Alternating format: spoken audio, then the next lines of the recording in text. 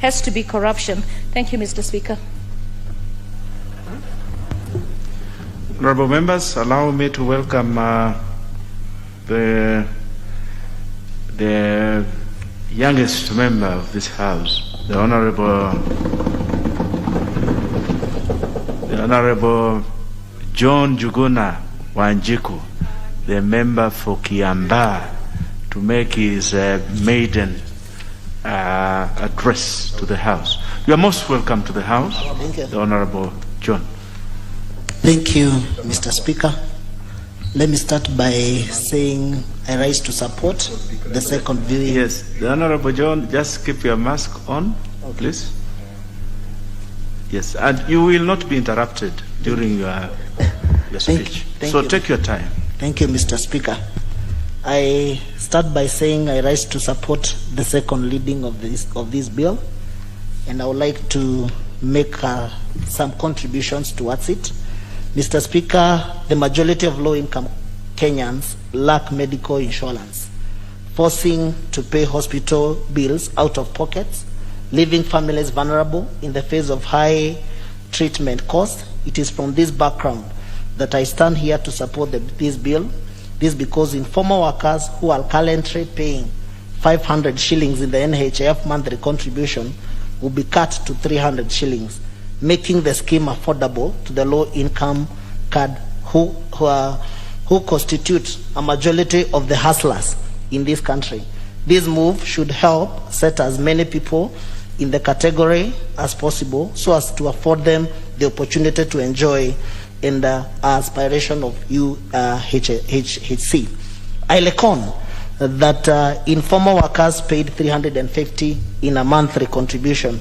Before the late, I increased to 500 6 years ago. A move meant to boost NHIF corrections from the informal sector. However, this has been counterproductive due to affordability, thus lacking out access by the same group. These are groups whose daily troubles include access to food, thus they cannot be trapped into a high monthly subscription. Thus I round the intention of this bill, which is to ensure that many Kenyans, particularly persons who are in the informal sectors and those who are not working, cannot afford to pay NHIF contribution by reducing the rates from the current 500 per month to 300 shillings. Lowering of the monthly contribution will also help address the pain induced by coronavirus, induced by layoffs and salary cuts, which have forced more than half of NHIF active members to stop paying premiums. Mr. Speaker, today being I therefore support being my first day, I would like to digress a little bit and also take this opportunity to thank the great people of Kiambaa, for believing in me and for supporting me and trusting me with their votes. Mr. Speaker, I want to say that there are quite a number of challenges that we face during the by-election, but apart from that, I also want to take this opportunity to thank so many people, especially members from Kiambaa constituency, starting with all the way from Shianda, Karuri, to Moshada Ward, to Kihara Ward, and Dendelo. And I really want to thank them for believing in me and for entrusting me with their votes. And I want to state categorically, and I also want to tell them that I'll be here to support and also to work so that I can ensure that I honor the promises that I made to the people of Kiambaa. Mr. Speaker, I would also want to thank special people who came in to support us. I want to take this opportunity to support the Deputy President of the Republic of Kenya, being the chief crack hustler, for believing in a hustler like me, a chicken intestine vendor who did not have a father or who did not have a name, who did not have a big name, but he believed in me and he gave me an opportunity and also to mentor in a cause and also several calls that he made to ensure that we are praying and also to support me morally for ensuring that at the end of the day we are doing our campaign and we ensure that we deliver, the Kiambaa seat, the hustler nation. I seriously appreciate and thank the Deputy President. Secondly, there are other hustlers generally from the Republic of Kenya who are supporting the hustler nation and hustler narrative. Generals from this house, starting from Mheshimiwa Honorable Dede Nyoro, Mheshimiwa Kimani Ichung'wah, Mheshimiwa Rigathi Gachagua, Mheshimiwa George Kariuki, Mheshimiwa Jane Kihara, and also for supporting me and believing also in me.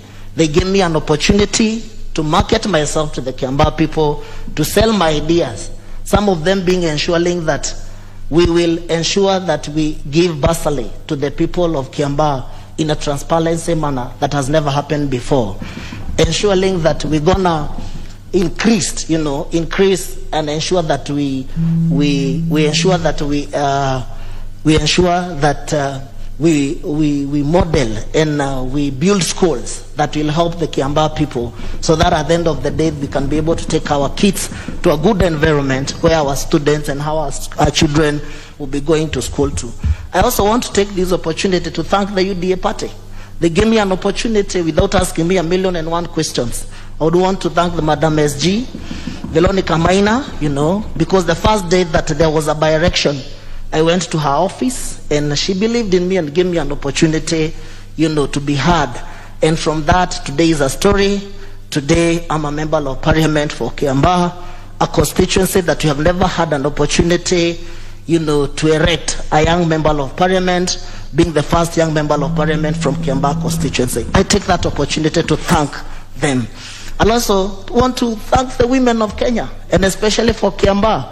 It is the first time the single mothers from Kiambaa constituencies, I want to tell them that it doesn't matter the challenges that you are facing today. It doesn't matter as you bring up those young kids. It doesn't matter who is their father. It doesn't matter where the families that they come from. But I want to encourage them that wherever they are, and this one I also want to sincerely thank even if she's not around, my late mother, Philomena Wanjiku Karanja, for believing in me also, and also giving me an opportunity, and also bringing me up in a manner that, other kids, are being brought up in. So I want to take that opportunity to thank the women of this great republic and tell them that they can still, their children, they can still make it.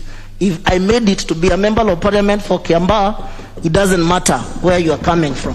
One day, as long as you have a dream, as long as you have a vision, as long as you have something, you have your faith in God, one day you become what you believe in.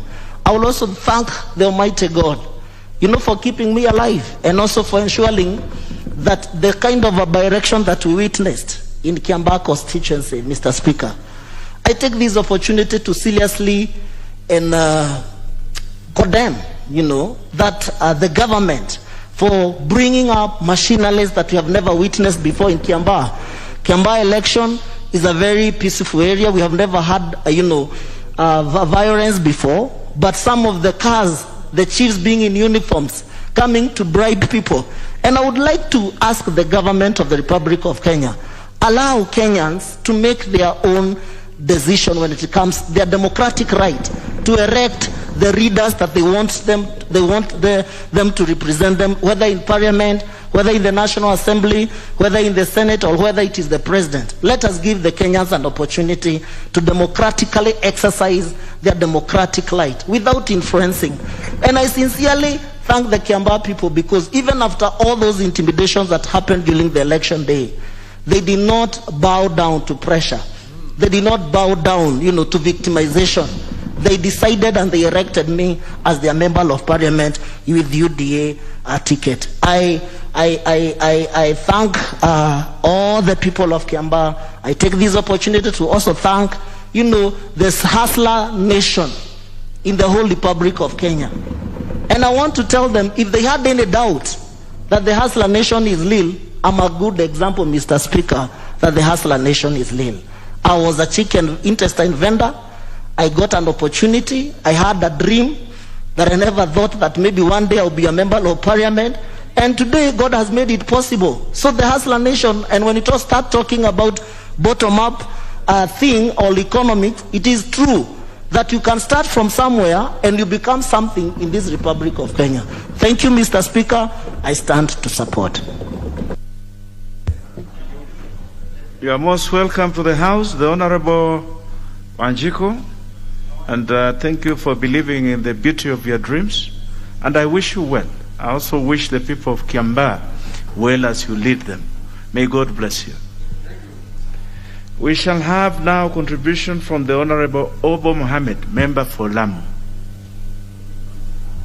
She's not in the House. The Honorable Mizigi Mneni, member for Taita. Thank you, Mr. Speaker. And from the onset, I wish to take this opportunity to congratulate the newest kid on the block in Parliament,